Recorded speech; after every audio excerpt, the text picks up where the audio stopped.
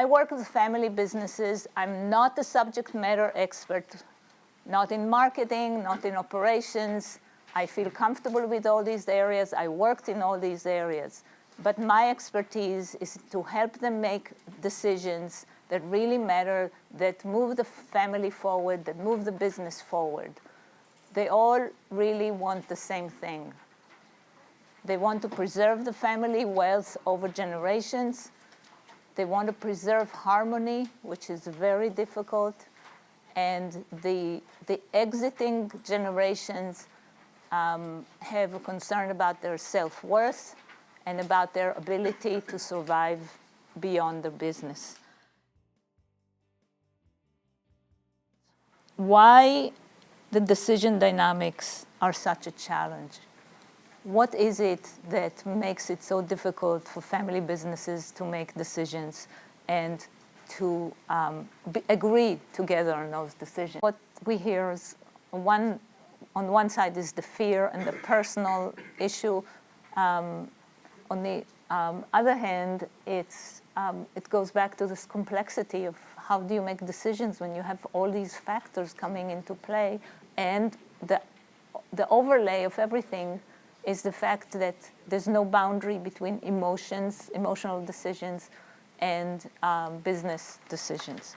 So I have a short quote I really like from Sugar Ray Robinson, boxer, right? He said, "You always say I'll quit when I start to slide. And then one morning you wake up and realize you've done slid."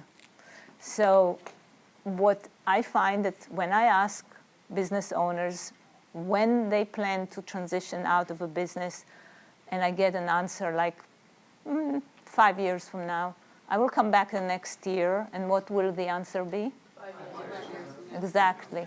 So one of the things I usually start from the beginning is we talk about a date. And it's a hard date, and it shows up every time we talk about something that has to do with long-term decisions. And the date gets closer and closer, and that actually gets things moving. The question in general is, how do we help them? So I would say two things.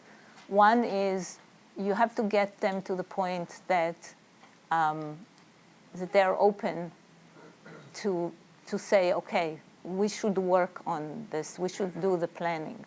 So I find that the one thing that resonates a lot with, in the beginning of the conversation, is saying, and again, repeating it, that you need to take care of emotional issues before emotions become the issue.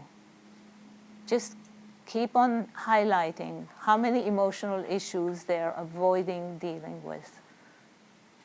And if they don't deal with them, and there are ways to deal with them so that they're good for, not just for their generation, but for generations to come, and they really support family harmony, that if they do that, then they will not waste their energy and their wealth on fighting the emotions later.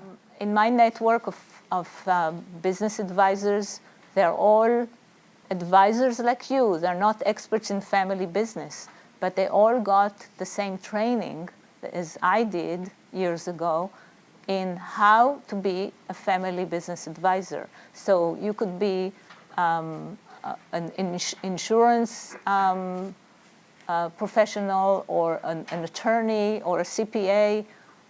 The people I work with in the network who are with those professions, they have the additional skills to be able to help the family make those decisions and move forward.